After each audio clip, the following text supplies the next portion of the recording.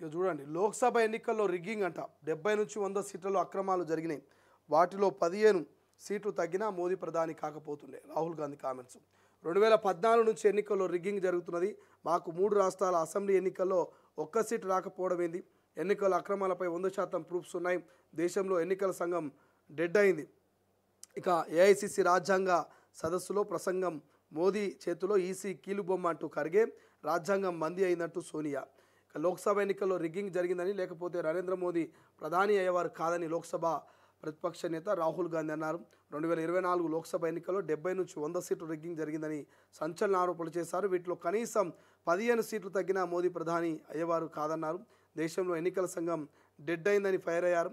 ఎన్నికల్లో రిగ్గింగ్ ఎలా జరిగిందన్న దాన్ని వివరించేందుకు తమ వద్ద 100% ఆధారాలు ఉన్నాయని, త్వరలోనే వాటిని బయట పెడతామన్నారు. శనివారం ఢిల్లీలోని విజ్ఞాన్ భవన్లో ఏఐసిసిలా హ్యూమన్ రైట్స్ అండ్ ఆర్టీఐ విభాగం ఆధ్వర్యంలో రాజ్యాంగ సభలు, ఇక దృక్పథం, మార్గాలు థీమ్తో సదస్సు నిర్వహించారు. ఈ సదస్సుకు ఏఐసిసి చీఫ్ ఖర్గే, అగ్రనేతలు రాహుల్, ప్రియాంక, ఏఐసిసి మెంబర్లు, కాంగ్రెస్ పాలిత రాష్ట్రాల సీఎంలు, పార్టీ శ్రేణులు, న్యాయ నిపుణులు, మేధావులు, విద్యార్థులు హాజరైనట్టుగా తెలుస్తుంది.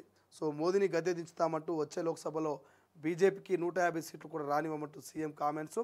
రాహుల్ అనుకుంటే 2004లో కేంద్ర మంత్రి, 2009లో ప్రధాని అయ్యేవారు. రాహుల్ హామీ మేరకే కులగణన, దేశానికి తెలంగాణ మోడల్ ఇచ్చామంటూ ఏఐసిసి సదస్సులో సీఎం రేవంత్ కామెంట్స్ కనబడుతున్నాయి. సో ఇక్కడ మీరు మొత్తం వినే ఉంటారు, చూసేవారు. ఏమంటారు?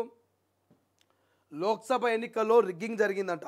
లోక్సభ ఎన్నికల్లో మొన్న జరిగిన లోక్సభ ఎన్నికలు ఏవైతున్నాయో ఆ లోక్సభ ఎన్నికల్లో రిగ్గింగ్ జరిగింది. 70 నుంచి 100 సీట్లలో అక్రమాలు జరిగినాయి. వాటిలో 15 సీట్లు తగ్గిన ప్రధాని మోదీ అయ్యేవాడు కాదు. ఖచ్చితంగా మరి 100కు 100% మా దగ్గర ఆధారాలు ఉన్నాయి. 2014 నుంచి ఇప్పటిదాకా కూడా మరి రిగ్గింగ్ జరుగుతూనే ఉన్నది. ఇవాళ కేంద్ర ఎన్నికల సంఘం కీలుబొమ్మగా మారింది కేంద్ర ప్రభుత్వం చేతులు అంటూ రాహుల్ గాంధీ నిన్న హాట్ కామెంట్ చేశారు.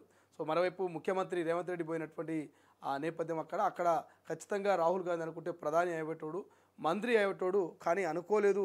మరి కులగణన జరిగిందంటే కేవలం రాహుల్ అనుకోవడం వల్లే జరిగిందంటూ మరి రేవంత్ రెడ్డి చెప్తూనే భవిష్యత్తులో 150 సీట్లు కూడా రావు బీజేపీకి అంటూ ఇక రేవంత్ రెడ్డి కామెంట్ చేస్తున్నాడు. చూద్దాం నిజంగానే రిగ్గింగ్ జరిగిందా లేదా అనేది మనం తేల్చి చెప్పలేము. సో ఒకటి రాహుల్ గాంధీ మాత్రం ఒకరోజు బాంబు బ్లాస్ట్ అవుతుంది. ఆ బాంబ్ బ్లాస్ట్ మామూలుగా ఉండదు. మరి పక్కా ఆధారాలతోటే నేను బాంబ్ బ్లాస్ట్ చేస్తానని ఆయన చెప్తా ఉన్నాడు.